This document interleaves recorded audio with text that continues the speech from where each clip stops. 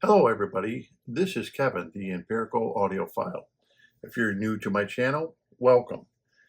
I just watched a video from GR Research, and I kind of watch him because he kind of looks at all the speakers that people send him in, and he redoes the crossovers, adds speakers, whatever needs to be done to fix the speakers that they brought into him.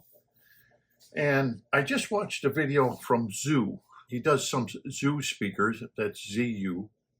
That's the name of the speakers. They've been around for quite some time.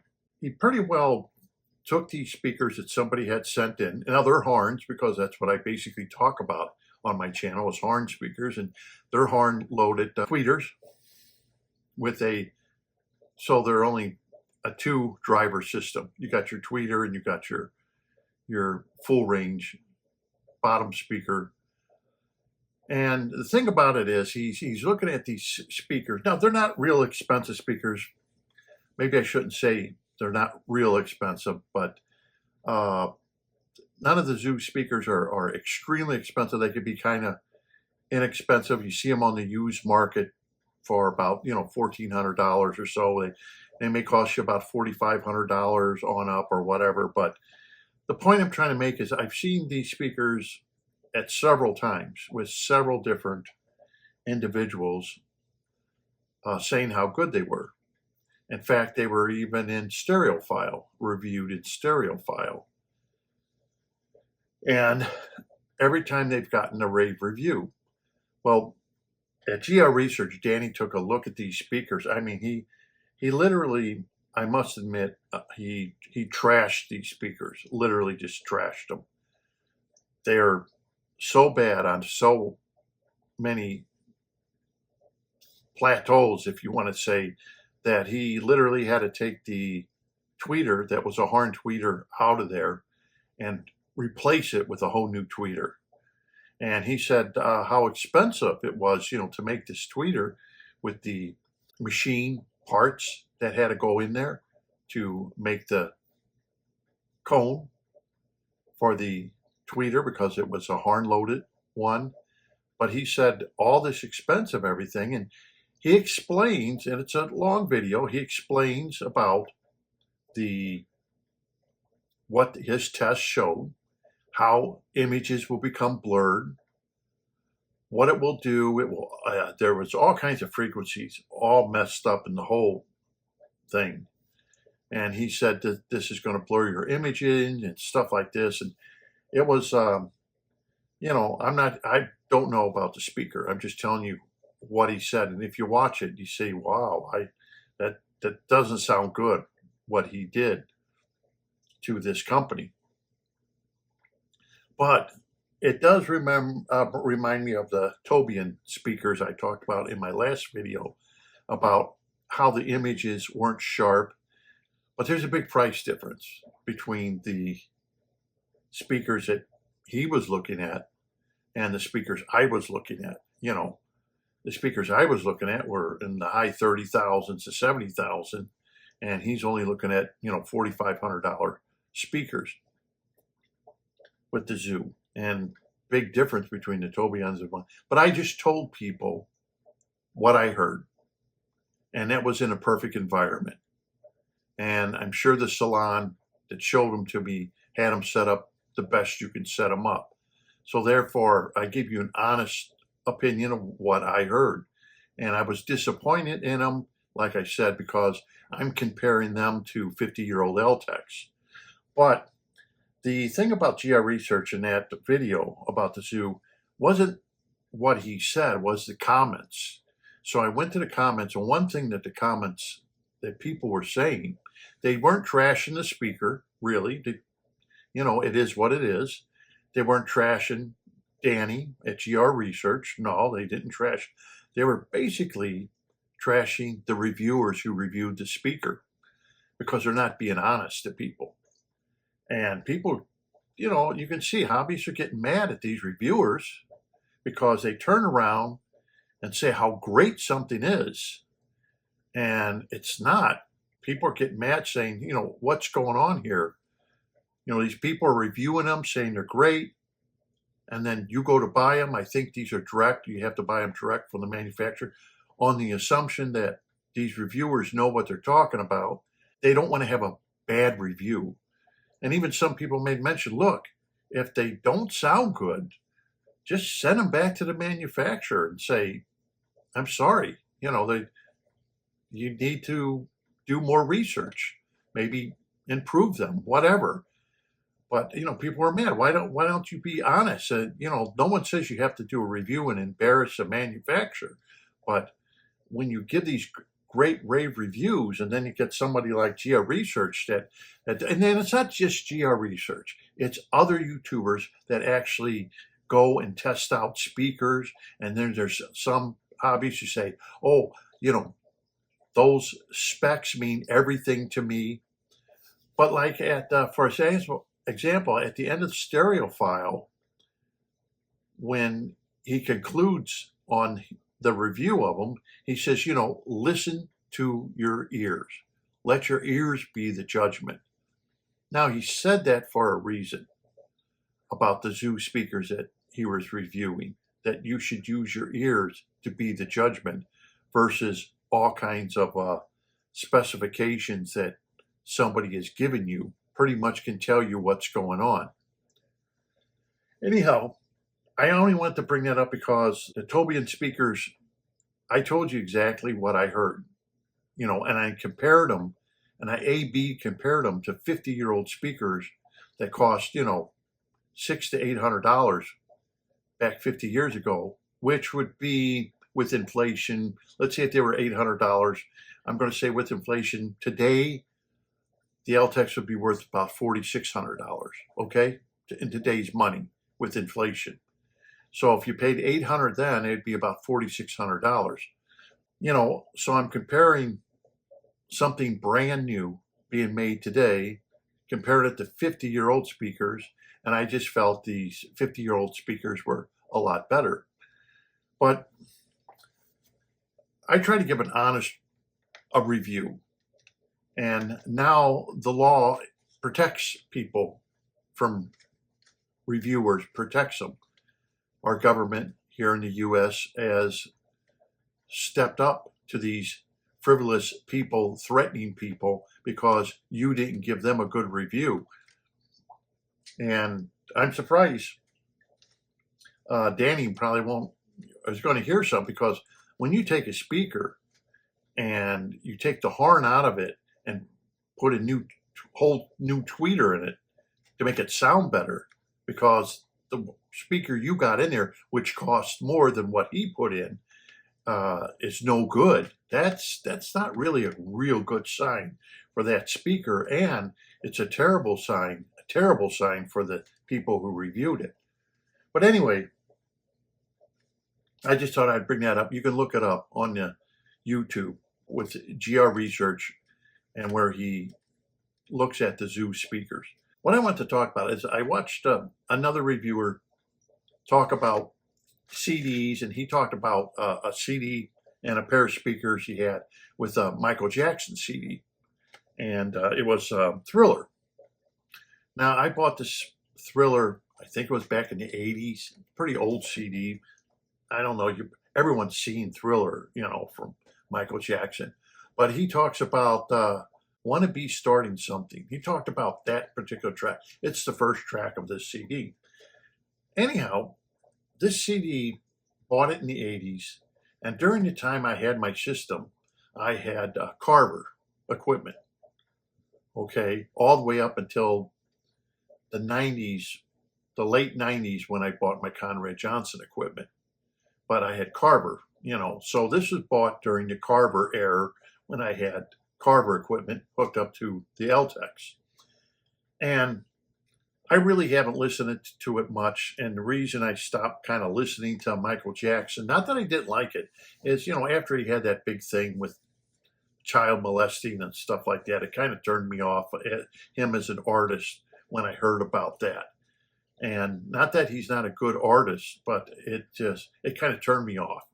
I don't like stuff like that. So I haven't listened to this in over 20 some years, 25, at least 25 years. I haven't listened to this CD. anyhow, he talks about, oh, you can hear something on a certain thing, and I played the track, and he says, now since I told you, you're going to be looking for it. Like 30 minutes into the CD, you're going to hear this noise. It's on the right-hand side. You should hear it. At least I can hear it on the right-hand side. But I see what he says. Once I tell you, you'll be, prepared to be listening for it. See if your speakers can reproduce it, which my 50-year-old speakers can reproduce it. So that doesn't really tell me much of anything when a 50-year-old speaker can reproduce it. Anyhow, I put the CD on. I thought, okay, I'll give it a listen. I'll listen, and like I said, it's been 25 years or more I listened to this. And I was amazed how good it sounded. And I was like, wow, I was kind of shocked. Like I said, I haven't listened to this on my LTEC since, the Carver. Now I have that Simply 845 integrated amplifier, which is a Class A amplifier. And it really changed the whole system compared to even my Conrad Johnson. Those 845 tubes have a really different sonic characteristic that the 6550s didn't have, or the KT 120s I put in the Conrad Johnson didn't have. They just are far better to me sonically than those two tubes were in the Conrad Johnson. I thought, wow, this everything is new. So when I put on, the Michael Jackson CD, it sounded like a whole brand new CD. Nothing that I remember. If I remember when I played it, the soundstage wasn't great. Michael Jackson voice came out, ahead of the instruments and everything. And now I play it today with the modified Valencias and with the Unison Research Simply 845, which of course is their top of the line integrated. It gave a whole different picture, a holographic, unbelievable picture. And then you could hear where the engineer took bass and he would beef up the bass in the very beginning, and then he would lower the bass when Michael Jackson came in. It's really neat to hear. I didn't hear that now with the other amplification I have, which was the Carver. I think it was a 1.5T, and I had their best preamp and stuff like that. But it just, and I think during that time in the 80s, I even had my Pioneer receiver. So that goes to show you that receiver and the Carver just didn't do this CD justice. But boy, was it, I would say, like night and day difference. I mean, just when you hear it, I thought, wow, this is all different. The bass, him singing is more now.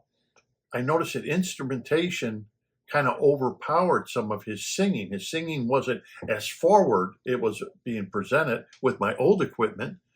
It was more back in the sound stage. And it was like, wow, this thing has like a big holographic deep sound stage that I did not get off of my Pioneer SX1250 or with the Carver. I didn't get that. I'm being honest with you. And I haven't listened to this in quite some time. It was just, what can I say? It sounded like a CD that you play and you can dance to it like disco or something like that. And there was something else I did. I brought out another CD, an old CD from the 90s, early 90s. And it was this one, Batman Returns. So you can look up how old this CD is easy by looking up the movie. And I remember when I bought this, and I had my old equipment, and I listened to it. It was like, yeah. But the trouble is, this is composed and done by Danny Elfman. And he's a good composer. And he does a lot of different music. And I like his music. But this was like, yeah, so-so, okay, whatever.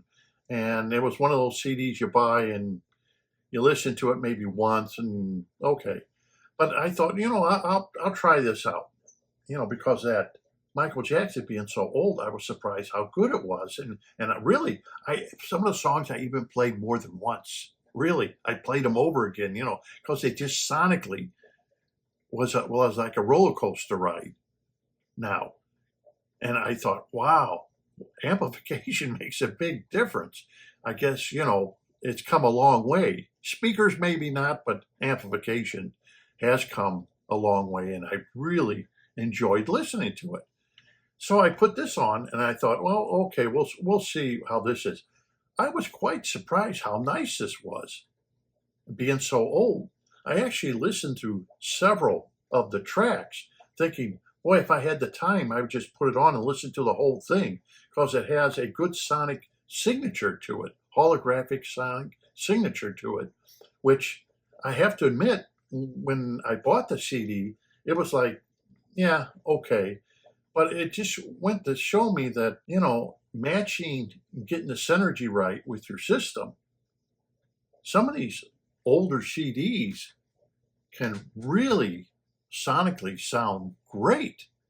I mean, to the point where this is something you probably wouldn't listen to more than once, but it just sonically sounded so good that it was like, boy, I'd just like to sit here and listen to the whole thing if I had the time.